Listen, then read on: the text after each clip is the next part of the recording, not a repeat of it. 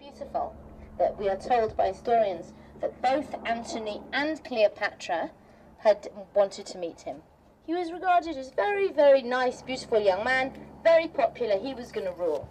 He was drowned in a swimming pool in Jericho, past Jericho on the way, by Herod's henchmen. He bumped off her brother, he bumped off her uncles, he bumped off everybody.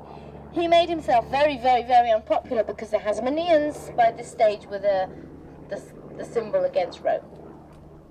We have Herod. Forcibly married himself to Mariamne, killed all the relatives.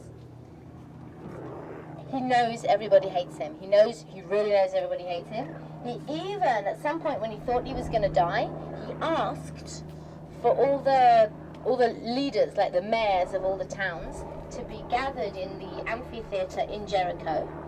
And the point at which he died, for the soldiers to shoot arrows indiscriminately into the arena, to kill all the town leaders, so that there would be genuine mourning throughout the land, because he knew that there would be like one big rave when he died.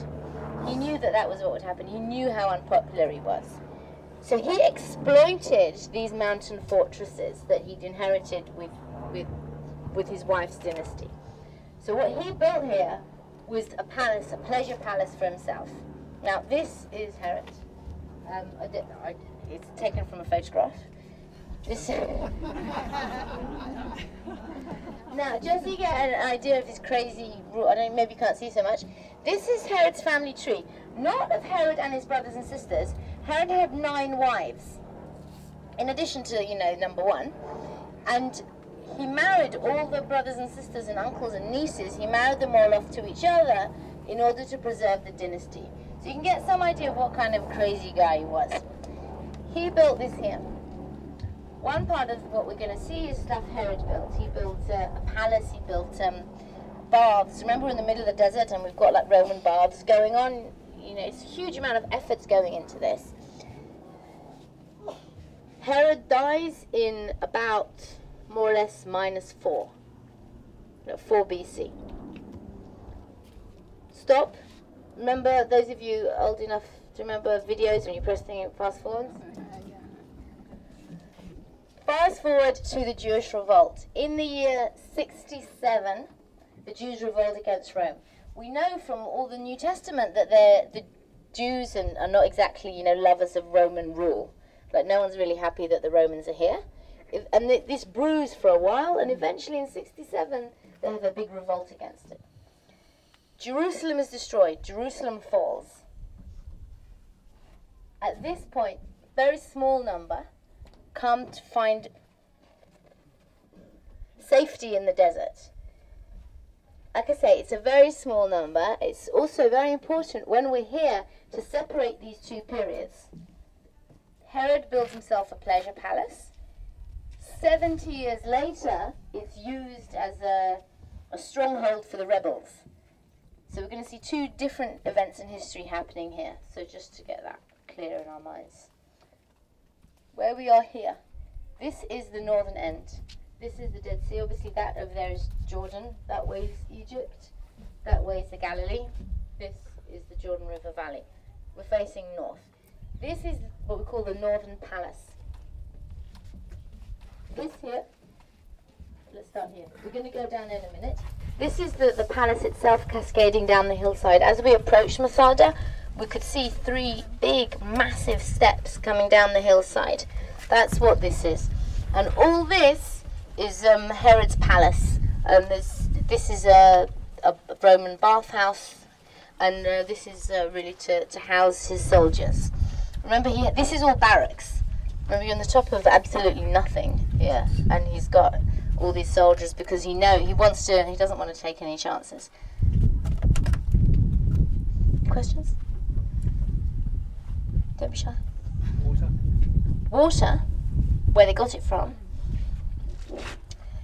We talked about the flash floods. When it rains on the high ground, it comes down in huge rivers down the hills. I'll show you during the course of our little walk around, there's a model that shows how the flash floods work. They managed, it sounds strange, but they had no shortage of water whatsoever here. Like I say, A, on the top of a hill, B, in the desert, you'd think, first problem, water. And who was it? Andy. Not that I'm trying to make an example of you, but Andy wanted to go to the toilet just now. No worries, I found it myself. I'm glad.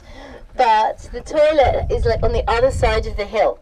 And when I once asked the people here, why, please, you've got a lot of tourists here, we need the toilet, couldn't you put it nearer the cable car? And they said, no, because of the pump and the water and the pressure and the hillside. And oh no, we couldn't possibly put the toilets here and not there. And I thought 2,000 years ago, they had masses of water, like everywhere. And now they can't even put a toilet in the right place. So this is an indication of quite how good their plumbing and their engineering was. And we'll see that it demonstrates how they organize the water. And the rock that have been made into big, big caves. When we go back by the cable car, there's one right by the cable car that you can see. These were dug, and remember we talked about the flash floods? Once, twice a year is more than enough, and it just channels the water, and we're now going to see how it works.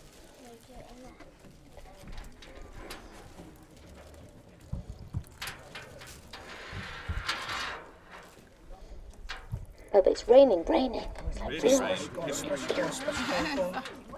Loads of it. Up there. That's it. Keep going, Lena. Just pour it all over. All out.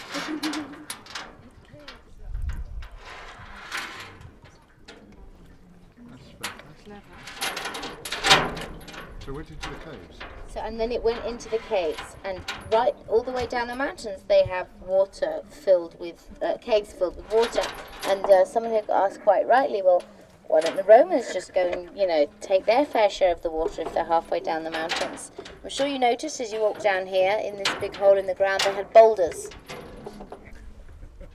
You see a Roman walking up the hill trying to get some water, you're at the top of the hill.